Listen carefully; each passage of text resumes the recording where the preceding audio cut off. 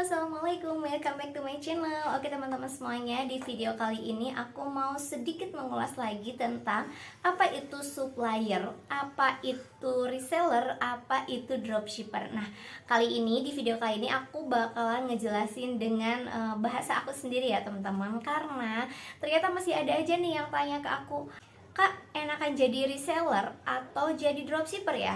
Nah, sebelum kalian menentukan akan jadi reseller kah atau jadi dropshipper kah, kalian harus tonton video ini dulu ya, supaya kalian paham nih gimana itu sistemnya reseller, gimana kelebihannya, gimana juga kekurangannya, begitu juga dengan dropship. Nah, buat kalian nih yang baru mau terjun ke dunia bisnis online, kalian wajib tonton video ini sampai habis, no skip-skip, supaya kalian gak salah pilih ya teman-teman. Tapi seperti biasa aku minta dukungannya dari kalian ya, supaya terus support channel aku ini dengan cara like video ini dan tekan tombol subscribe-nya ya. Dan jangan lupa juga kalian aktifkan tombol loncengnya agar kalian selalu dapat notifikasi ketika aku update video terbaru seputar Shopee, bisnis online, dan supplier-supplier termurah yang ada di Shopee. Oke?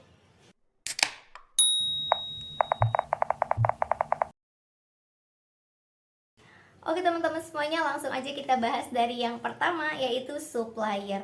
Apa itu supplier? Nah, supplier itu bisa diartikan seperti produsen yang pertama kali memproduksi suatu barang atau suatu produk yang kemudian mereka ini akan menjual produk-produknya mereka itu kepada reseller atau kepada dropshipper dengan harga khusus yang biasanya harganya itu lebih murah dari harga normalnya. Sekarang ini udah banyak banget nih supplier tangan pertama yang bisa dengan mudah kita temukan teman-teman. Kayak misalnya nih di marketplace kayak Shopee, Tokopedia, itu udah banyak supplier tangan pertama yang menjual barang dengan harga yang super duper murah banget. Terus di website juga banyak, ada juga yang berbentuk aplikasi seperti Evermost, Demanda, Raena, Mukaya. Di situ juga banyak supplier tangan pertamanya ya teman-teman.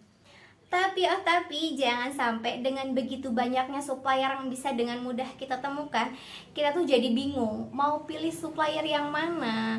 Karena kita tuh nggak bisa ya teman-teman asal pilih supplier.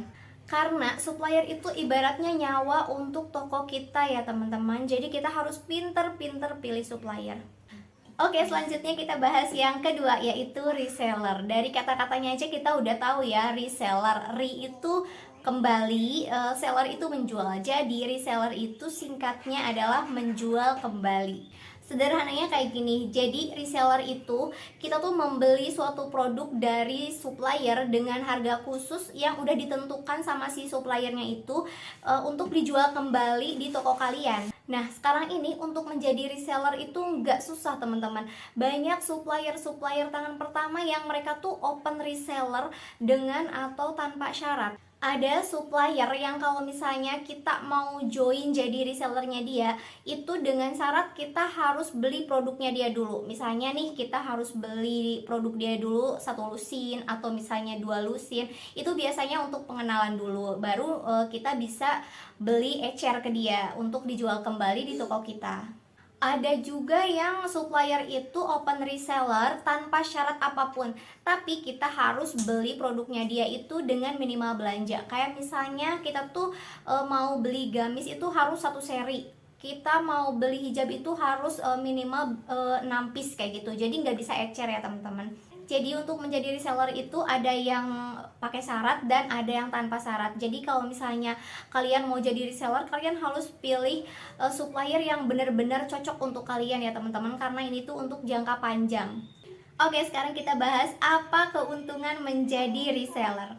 Keuntungan yang pertama, kita itu bisa mendapatkan harga suatu produk dengan harga yang relatif murah dari harga normalnya. Yang biasanya potongan harganya itu sebesar 30-50% saja. Jadi kalian yang mau jadi reseller itu kalian nggak bisa berharap banyak dapat potongan harga ya. Terus keuntungan yang kedua, biasanya kita itu bakalan dapat katalog dan stok produknya dari supplier. Kemudian biasanya kita tuh jadi bisa gabung ke grup vendor atau supplier kita ya teman-teman. Jadi kita bisa sharing-sharing nih dengan senior-senior yang udah duluan ikut gabung jadi resellernya mereka. Bahkan aku tuh baru aja nemuin ya teman-teman, supplier yang open reseller itu untuk mereka tuh para pemula yang nggak bisa jualan, yang baru banget terjun ke dunia online, yang nggak tahu banget ya tentang bisnis online tuh kayak gimana, untuk dibimbing jadi sampai jago jualan. Wah, hebat banget ya teman-teman. Jadi kita tuh bakalan dapat banyak banget keuntungan untuk menjadi reseller.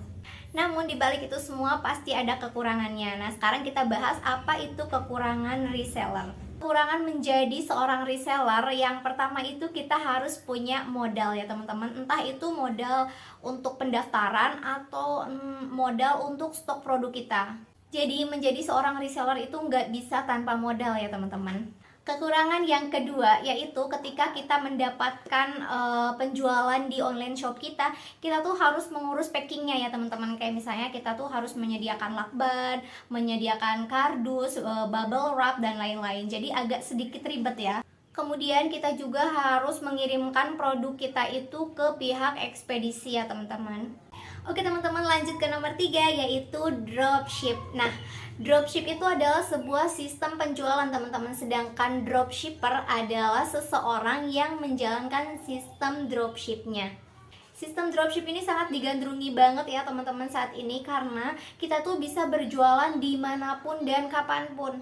Sistem dropship ini tuh sangat mudah banget teman-teman dijalankannya, karena kita tuh nggak perlu stok barang, kita juga nggak perlu modal packing, kita juga nggak perlu mengirimkan produk yang dipesan konsumen itu ke ekspedisi. Tugas seorang dropshipper itu hanya menjual produk atau barang dari supplier ke konsumen dengan cara mereka itu share produk-produknya supplier ke sosial media yang dropshipper itu punya. Misalnya nih, si dropshipper ini tuh nge-share barang-barangnya supplier di WA dia, di FB dia, atau misalnya di IG dia. Nah, kemudian ketika ada konsumen nih yang beli ke kalian, ke seorang dropshipper, maka si supplier lah yang akan mengurus semua pengirimannya. Jadi si supplier itu akan mengirimkan produk yang dipesan konsumen itu langsung ke konsumen atas nama kalian atau nama toko kalian.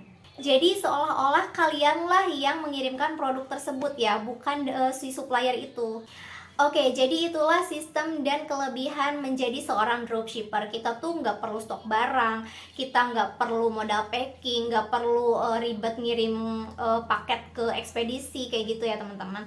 Tapi di balik kelebihannya itu pasti ada kekurangannya. Nah, kekurangan yang pertama yaitu biasanya seorang dropshipper itu tidak mendapatkan potongan harga layaknya seorang reseller. Jadi seorang dropshipper itu akan mendapatkan harga normal dari si supplier. Kekurangan yang kedua yaitu kita seorang dropshipper tidak bisa menaikkan harga produk itu terlalu tinggi. Kenapa? Karena ketika kita menaikkan harga produk itu terlalu tinggi dari harga normal, kita itu bakalan susah dapat penjualan teman-teman. Misalnya nih, kita itu menjual sebuah pasmina nih. Nah, pasmina itu harga normalnya 25.000. Nah, seorang dropshipper itu paling dia akan pasang harga di 27 sampai 30.000 saja. Berarti seorang dropshipper akan mendapatkan keuntungan 2 sampai 5.000 saja per produknya. Sedangkan seorang reseller dia itu kan mendapatkan potongan harga dari harga normal. Misalnya kan harga normalnya 25.000 nih. Nah, seorang reseller itu mendapatkan harga potongan sampai 23.000 dan mereka itu pasang harga 27 sampai 30.000. Berarti keuntungan yang reseller itu dapatkan itu 4 sampai 7.000 kayak gitu. Kekurangan yang ketiga yaitu nama baik kalian atau toko kalian itu ada di tangannya supplier. Nah, ketika nama baik dipertaruhkan, otomatis itu akan menjadi sangat penting sekali ya teman-teman. Makanya kita seorang dropshipper itu harus pinter-pinter dan selektif banget memilih supplier. Karena ketika ada kendala seperti barang rusak, produk kurang, itu kan akan menjadi tanggung jawab kita sebagai dropshipper. Misalnya nih, kalian itu mendapatkan pesanan dari konsumen. Nah, yang memproses pesanan itu kan si suppliernya dan langsung dikirim ke konsumen kalian tanpa berhenti di kalian dulu. Jadi kalian tuh nggak tahu produknya kurang, produknya cacat, atau ada yang lebih atau kayak gimana, itu kan kalian nggak tahu ya. Jadi ketika ada kendala itu akan menjadi tanggung jawab kalian ya teman-teman. Oke teman-teman semuanya, sekarang kalian udah tahu dan paham dong ya gimana sistemnya reseller, kelebihannya reseller, dan kekurangannya reseller. Begitu juga dengan dropshipper. Oke, sebelum kalian memulai bisnis online, lebih baik kalian pikirkan dulu matang-matang ya, dan riset supplier dengan benar, selektif ya. Semoga kalian mendapatkan supplier terbaik untuk kalian semuanya. Oke, terima kasih udah tonton video aku sampai habis. See you next video. Wassalamualaikum.